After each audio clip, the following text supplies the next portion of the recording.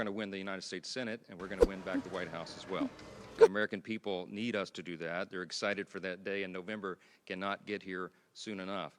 The Speaker of the House, when we're not in session, the Speaker is required to go around, fly around the country and be with all of our candidates and incumbents all around. I've been to, I think, 23 states now in the last several weeks, and everywhere we go, one of the first questions that people ask about is this issue of election integrity. The border is the #1 issue in America. There's never been a political issue that scored so high in the polls as a matter of concern. And it doesn't matter where anyone lives, because as we say now, every state is a border state. They're deeply concerned about that. And election integrity is tied to border, the lack of border security. I can't hear you. President Biden has created a catastrophe, and he did it by design. We documented 64 specific executive actions that he took from the day he walked into the Oval Office, and that his agencies took under Secretary Mayorkas to open the border wide, to invite everybody from around the world to come here, including hardened criminals and dangerous persons. And the result, we all know. The official number is 9 million encounters at the southern border alone, just since Joe Biden took office. But the actual number is probably close to 16 million illegals who have come into the country because they desired it, they designed it, they engineered it to be that way. His actions did that. He ended the Remain in Mexico policy under President Trump's administration. They reinstated catch and release that had been practiced under the Obama administration. They stopped building the wall. They did everything exactly the opposite of what this president had achieved. And that's why we have this catastrophe. It has all sorts of terrible effects on the American people. We know that fentanyl is the leading cause of death for Americans age 18 to 49. We know that violent crimes are being committed on innocent Americans now. Laken Riley and many others who are now losing their lives because these dangerous people are in our country, and it must stop. And the American people are demanding that it does. And it doesn't matter which political party that any American is in, they have the same desire. They want safety and security, and we can supply that. But among the problems that flows from this open border catastrophe is directly related to this threat to our election integrity. Why is that? You need to understand something really important about federal law. Since 1993, the National Voter Registration Act, we call it the Motor Voter Law, allows people to sign up to vote when they get a driver's license. If an individual only asserts or simply states that they are a citizen, they don't have to prove it.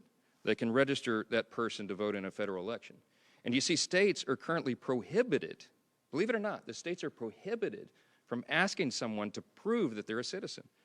The federal voter registration form just has a check-a-box, and if you do that, you're good. The states can't allow it. Well, we think that's a serious problem. And so what we're going to do is, the House Republicans are introducing a bill that will require proof of citizenship to vote.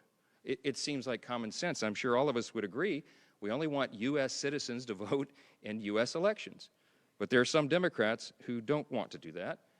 We believe that one of their designs, one of the reasons for this open border, which everybody asks all around the country, why would they do this? Why would they allow all this chaos? Why the violence? Because they want to turn these people into voters. Right now, the administration is encouraging illegals to go to their local welfare office to sign up for benefits. Well, guess what? When you go to a welfare office, they also ask you if you would like to register to vote. And so many people, we think, are going to do that. And you know what? The numbers are so high. There's so many millions of illegals in the country that if only 1 out of 100 voted, they would cast potentially hundreds of thousands of votes in the election. That could turn an election. This could be a tight election in our congressional races around the country. It could, if there are enough votes, affect the presidential election. And so that's why House Republicans are going to act. I'm going to announce to you today, here standing alongside President Trump, that we will do everything within our power to ensure that we do have free and fair elections in this country. If we don't have that in a constitutional republic, we have nothing. It's the basis of who we are as a nation, and we owe that to the American people.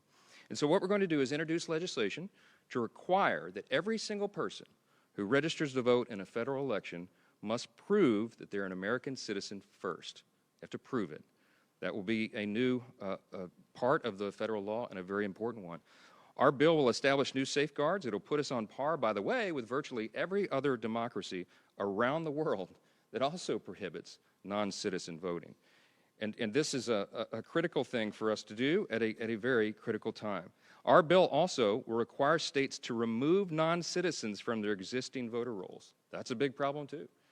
And it will provide access to databases from the Department of Homeland Security and the Social Security Administration to help the states administer this. As the entity that is responsible for regulating federal elections, Congress has this responsibility. We cannot wait for widespread fraud to occur, especially when the threat of fraud is growing with every single illegal immigrant that crosses that border. This is something most Americans are deeply concerned about. The latest poll says 78% of the Americans who are polled say that preventing illegal immigrants from voting in our elections is a top priority. In every place I've gone around the country, whether it's out... And by the way, if you enjoyed that edition of Mar-a-Lago's Got No Talent, please press the thanks button and buy our team a coffee. $1.99. Thank you.